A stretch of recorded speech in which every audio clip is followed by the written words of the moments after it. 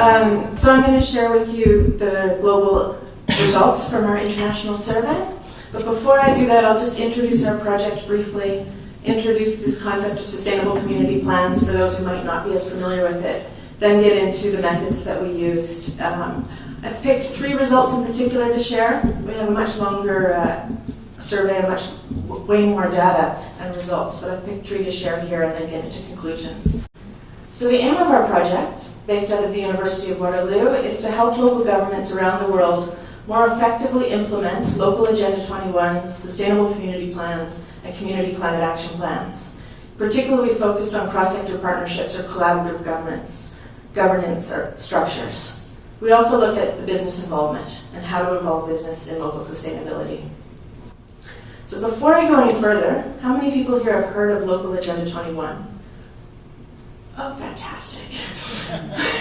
It's a term not used anymore, but it comes from the early 90s and the Rio Earth Summit when there was Agenda 21, and within it, a realization that sustainable development needed to happen at the local level, and so we needed to create local plans, local Agenda 21s. Nowadays, they're not called that anymore. They have a lot of different names, but the same concept still exists in that it's a community-wide sustainability plan. It's long-term in its vision. It's integrated in its content, so it has economic, social, and ecological topics all in one plan. It's bound by a geographic region. It has a number of partners involved in both the creation of the plan, but also the implementation of the plan. But when it came to implementation of these plans around the world, there was huge variance on how cities were implementing them, and that's where this study comes in. So many cities took what I would call a consultation approach. In other words, they asked partners for input, and then they took the responsibility for implementing themselves. Other cities took a partnership approach. So they worked with organizations in their city to collectively implement these sustainable community plans. And that's what we're really looking at today, is this partnership approach, because it enables way more topics to be addressed, way more collective action, and ultimately is really necessary if we're going to reach our low carbon economy and sustainability goals in cities. So we designed a survey, a very long survey, so thank you for everyone who filled it out. We asked questions around what is in your sustainability plan, what is your time horizon, how long since you adopted it. We asked questions about the partnership. So if you have a partnership, how many partners, how did you design it, what is the structure? We asked money questions around, is your local government investing in sustainability initiatives internally, community-wide? Are they leveraging money from partners? And then we looked at progress questions. So what is being achieved on sustainability in your city? Separately, we looked at what do partners get out of being involved. So that's a separate survey, and Eduardo's going to share some of those results with you. So this was the landing page. It was sent to ICLEI members in English, French, Spanish, and Korean. Online survey. 111 local authorities participated in the survey, many from North America, but we also had respondents from different parts of the world, Europe, Asia, Africa, etc. Most of our responding cities were in developed countries, which I say that as an academic to say this is where I can generalize to. Number of partners. So the majority of the cities had a small number of partners, between 1 and 10. 23% were in medium, between 11 and 50, but 17% had more than 50 partners, which is where I think it gets really interesting, because you can get a considerable amount of collective action with 50 businesses and NGOs and others helping to achieve that. In terms of topics, the line across the middle is the 50% line. So what this means is the majority of the plans have waste, energy, water, climate change, land use, transportation, air, and ecological diversity. In other words, the more environmental sustainability topics are in the majority of these plans, but some cities also have the social and economic topics in their plans. Why this is particularly relevant these days is because as we think about the SDGs, it's pretty easy to see that the same topics we're addressing in sustainable community plans map on to many of the SDGs. So there was one there on water, there's an SDG on water. There's one on energy, there's an SDG on energy. So as we're starting to think about how do we localize the global goals, these sustainable community plans are a great way to address collectively localizing the SDGs. But how many topics in your plan? The majority of respondents had between 5 and 8 topics, followed by between 9 and 12. Because we have this big survey and database, what we're able to do is start looking at relationships between the variables as well. So I've just picked out a couple to share with you today.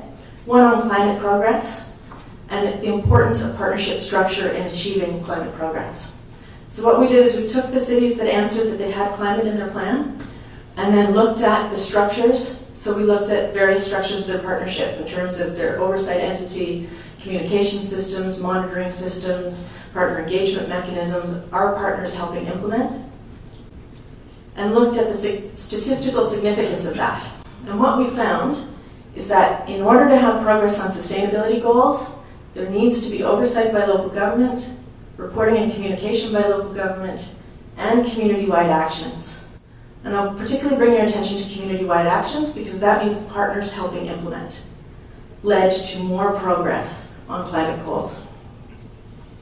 We used the data from the Carbon database, and those cities that had filled out our survey and had also filled out inventories from the Carbon database at least twice, so we could see the progress over time. And then again looked at that, and again structure mattered.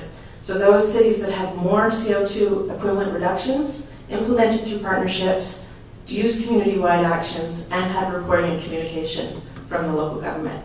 So what this tells us, it just reinforces that partnerships are a really important way if we really want to reach our CO2 mitigation goals. Another result I'll share with you is around the money variables. Again, it speaks to the importance of partnership structure in achieving sustainability goals. So this one tells us about actions. More actions were achieved, and all of these were significant, through contributed resources internally. In other words, the local government spent money on internal sustainability initiatives. You would expect that to lead to more actions. But it also was significant contributed resources to partnership structure and contributed resources to community-wide initiatives. But these were moderated. So it was only statistically significant when there was an oversight entity on contributing internally and when there was a partner engagement mechanism on contributing for the partnership structure. So it speaks to the importance of the design of that partnership structure in order to make the most of the money that's being spent. On sustainability progress, it's the same story. So all three types of spending led to sustainability progress on the goals. So all three were important. But again, the partnership structure mattered in terms of contributing resources on the partnership structure. Community-wide actions mattered. So you can get the point here. Really, the message is all three types of spending led to sustainability progress, not just internal, but you have to really think about your structure of the partnership as you're doing that. The big messages right now for me are the sustainable community plans will be needed as we're thinking about implementing the Sustainable Development Goals. It's really a time when we can renew them, maybe update them. Gender is a topic that's not typically in a sustainable community plan, but it's one of the SDGs, but it could be. So that's an example there, but as we're thinking about localizing the SDGs, I think this story of sustainable community plans are going to be very important. Also, in terms of financial spending, internal initiatives matter, but so do spending on the partnership structure and community-wide initiatives. And then the partnership structure itself matters. In particular, having some kind of oversight entity, having plan renewal, having your partners help implement, and having a mechanism to engage new partners. And I'll just leave it at that. Thank you.